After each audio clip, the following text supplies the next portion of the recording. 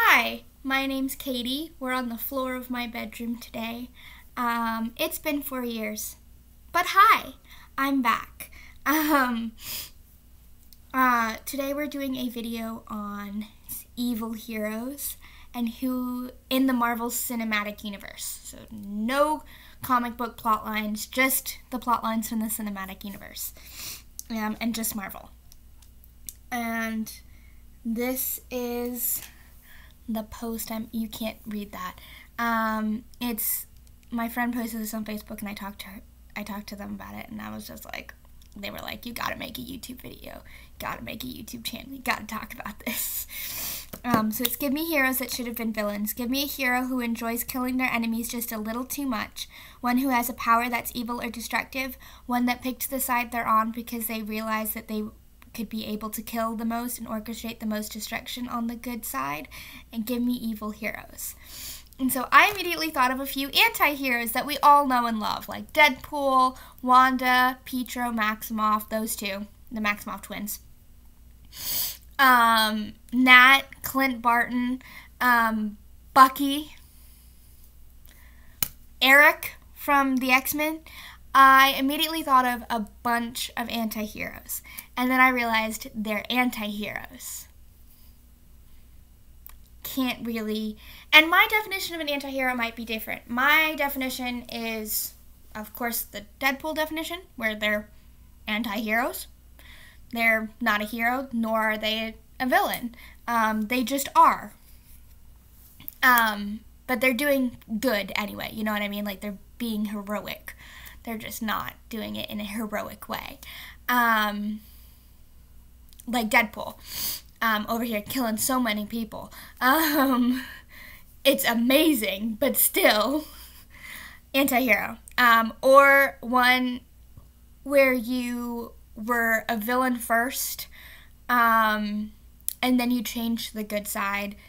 In a lot of the anti-heroes I chose, I think Deadpool and Eric are the most valid description of, like, a genuine anti-hero. Nat, Bucky, Wanda, and the Maximoff twins are my definition of, like, you unwillingly were put into a situation where you were forced to be evil, whether you wanted to or not, and it got to the point where you wanted to because Hydra was involved. Red Room, Hydra with the Maximoff twins, Hydra with Bucky. You may have been good before. Bucky was good before. And then you went back to the good side. Anti-hero. Still can't use you as a hero that is evil, though. And when I thought of the powers of destructive one, I thought of Wanda, because Wanda's power definitely could be destructive. Now, to list off, I'm going to name a few, like, there's just two so far. My brain's going round and round and round. Actually, no, there's a couple more. There's a couple heroes who I think could be evil heroes, and y'all are going to hate me for this, but it's Charles Xavier from X-Men. And these are just on they're not on powers. This isn't like this isn't like any of that. This is just how you're going to see when I tell you of the hero that I'm going to talk about in this video.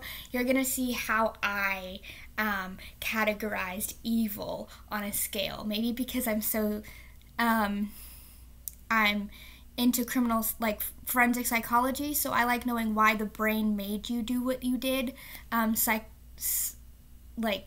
psychologically, that I chose, like, mental traits and things that they do and emotions that drove them to do this and how it reacted and how, like, they felt and how they did this, and this was what driving was them. Either way, Charles Xavier could be an evil hero. That's a no-brainer. For power and for my psychological need to make people evil heroes. Tony Stark.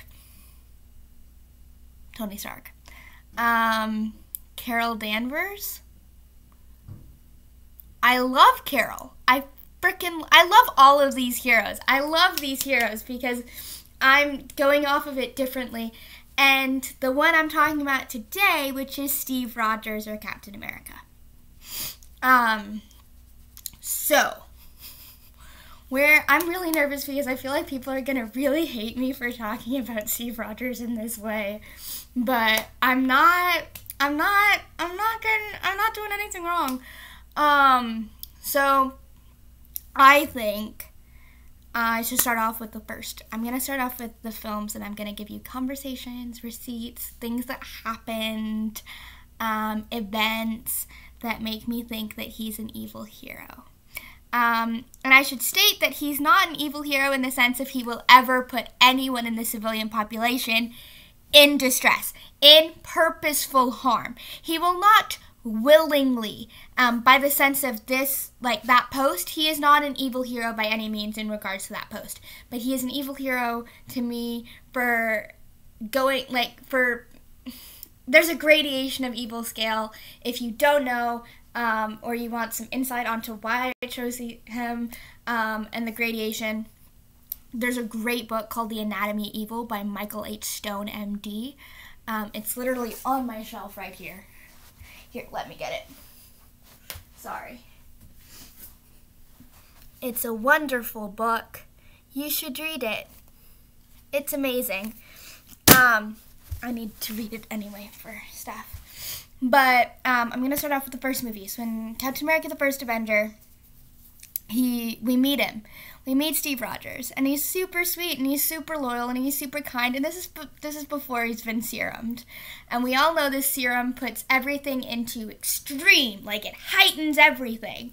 And so before he's even serumed, we see him, he is sweet, he's loyal, he's kind, he's good. He is a good man, he is a good guy, he is a good kid.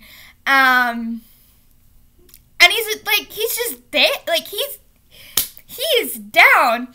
I really can't kind of get past the fact that he, like, illegally forged his army papers, but we're not going to talk about that. That has nothing to do with why I think he's an evil hero.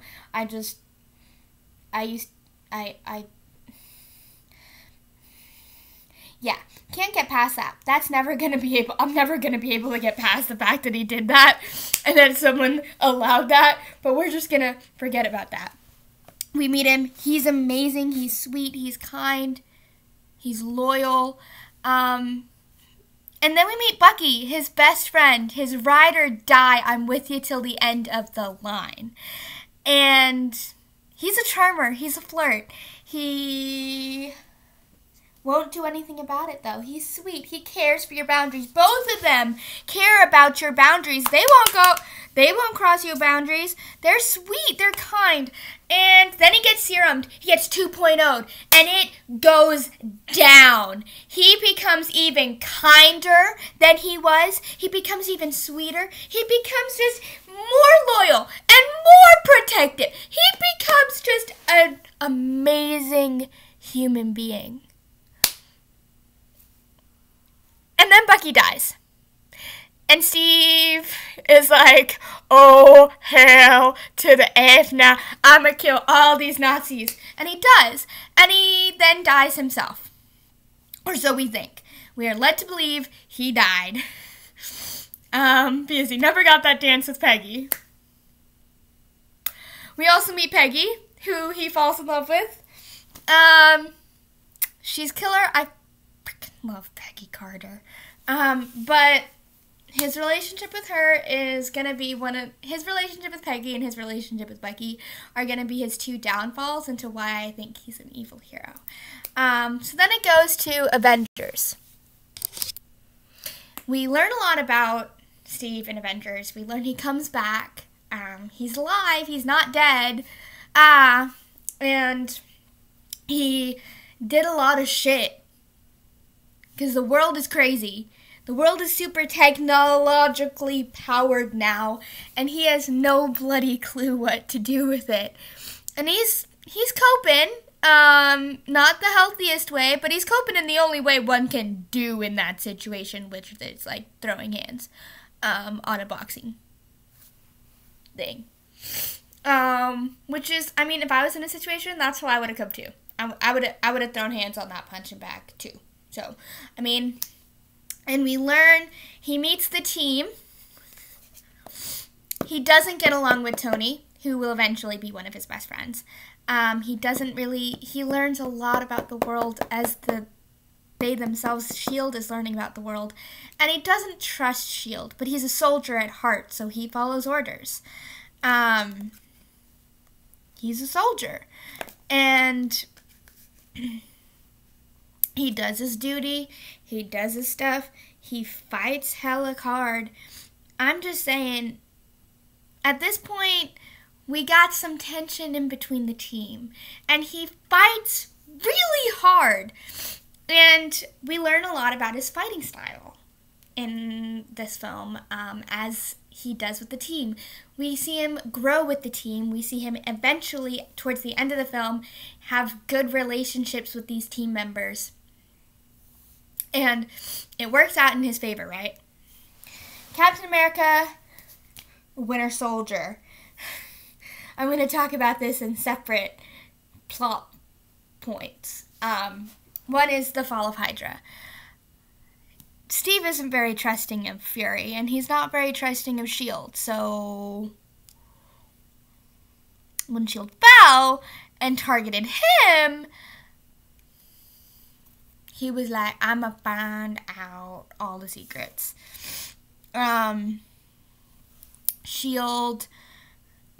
turned out to have had Hydra infiltrating them since the 40s, 43 to be exact. And that's just it. That's just fact. He eventually went on and was like, yo, let's... I don't know what I was trying to get from that. This video is already really long. And I don't know how to edit, so it's just going to be as long as I talk. And then we learn a lot about Hydra. We learn a lot about how Hydra works, how Hydra was infiltrated, how Hydra infiltrated S.H.I.E.L.D. in turn. Fury dies, Fury comes back. It's kind of like a Supernatural episode, how many times they're dying and coming back, like faking their death. Supernatural over here. And that's the Hydra part. I am blanking on all my facts, on all my information that I had in my brain. And then we meet Bucky again. Bucky comes back. He's not Bucky. He's the Winter Soldier. And it's terrifying because you see Steve immediately drop everything and try to go while he's fighting with the team. Like, the team is helping him, get... Like, the team is trying to help him get stuff. He's trying to do his own thing. He's trying to be an Avenger. He's doing all these things. He's, throwing hands. And they're all like, oh, no. That guy gonna kill you. He shot a hole through an ant. He's gonna kill you. Don't go towards him. And he's like, but it's Bucky. And fine, go against the advice of your team. Go against the advice of anyone who has ever loved and trusted you to save Bucky. I love Bucky. I would die for Bucky. But still, that's a little excessive. He's going, me saying I would die for Bucky is also very excessive, so. We learn how far he's willing to go for the I'll be with you till the end of the line. And we know that he'd be willing to risk his life for it. There's points in this film where I feel like he, in turn, trying to save Bucky, put the civilian population at risk. He may not have meant to. It may not have been outright. I really don't think he meant to. But there are points in that film where he did. Trying to save Bucky so much when he was up on that ship trying to get that chip in. Yes, he was fighting Bucky. He was still making sure to get that chip implanted. Yes, Bucky was the Winter Soldier. Yes, all of these things are true, but I still think, he tried to save Bucky first. So, if he had stopped trying and maybe just, you know what I mean? Just, maybe that would have worked, but then we never would have gotten Bucky back. And then Civil War happens, and now we're going to focus more on Civil War, not really Age of Ultron, but Civil War and Endgame. Because those are the vital ones over here. Bucky in Civil War is back, and the team is divided on how to save him. He's been framed for murder, didn't do it, and the whole world is out to get him. And everyone's like, we're protecting Bucky. That's what Steve's doing. And then the rest of the team is like,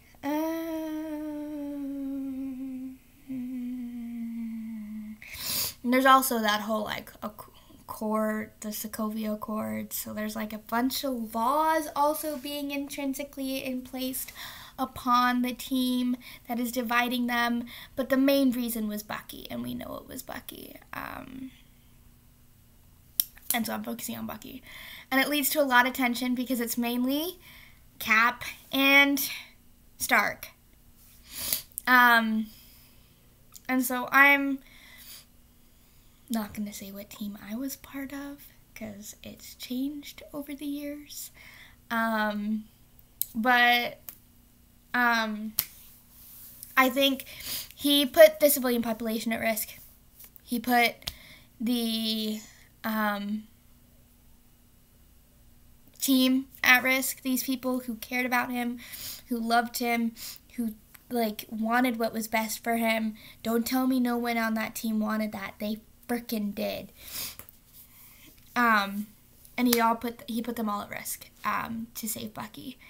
And that is the one time where I think he would have been willing to burn hell down to save him.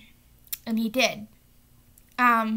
That's where he showed that he was so devoted to Bucky, that he was pulling and destroying everything else around him. And that's my one of the 2 points why I think he's evil, is he was so devoted to Bucky that he would have done anything necessary to get him and to save him. Whether that be kill, maim, anything, he would. And he showed you that when he attacked Tony and almost killed Tony. Y'all can't tell me that is not a sign that was way too far. That was way too far. Yes, Tony was gonna kill Bucky, but it could have gone down in a much better way, and Steve could have done something much different, and it could have worked itself out. Now, in Endgame, everyone comes back. We've already seen Infinity War, Thanos, whole battle, whole thing. Yeah. We've all seen Endgame. If you're here for this long, I'm betting you've seen Endgame. When everything dies down and everyone comes back and Bucky's back and he fights with Steve and all of this is happening, you know what I mean? Like, all of this is going down. They say again, I'll be with you till the end of the line. Because they were with each other till the end of the line. They are with each other till the end of the line.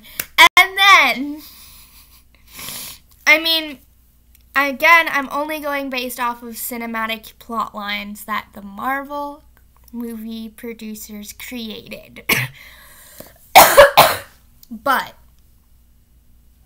when he went back in time to return those stones and he stayed with Peggy and he came back old,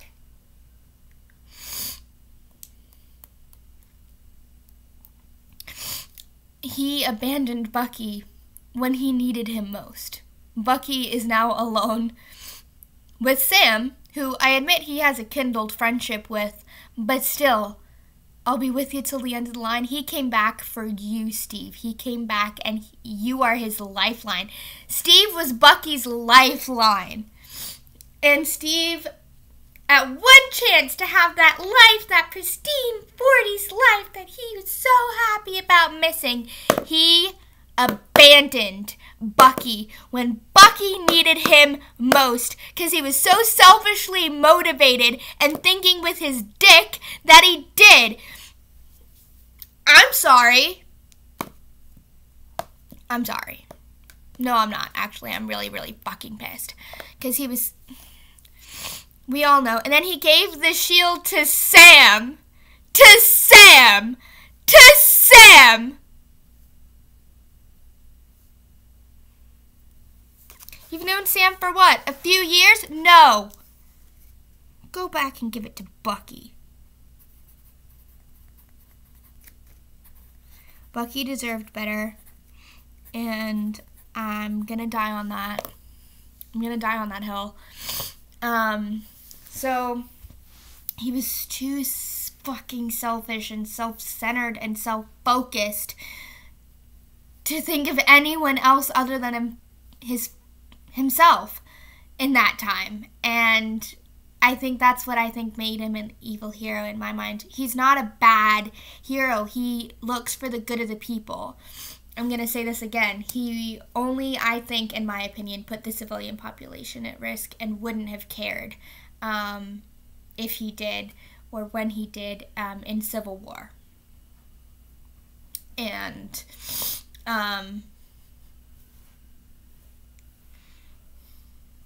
but other than that, he is devoted to the American, not just the American people, he fights for the world. And he does it without delay, without second hesitation thought. That's what part of why Civil War started, because he wouldn't be able to fight and defend the world when anything tried to attack it. And he would have been like, oh, frick to the hell nah. I need to know that I can defend them when I can defend them, when it's important. I need to know that I can and that this is going to happen. Because if not, we're doomed.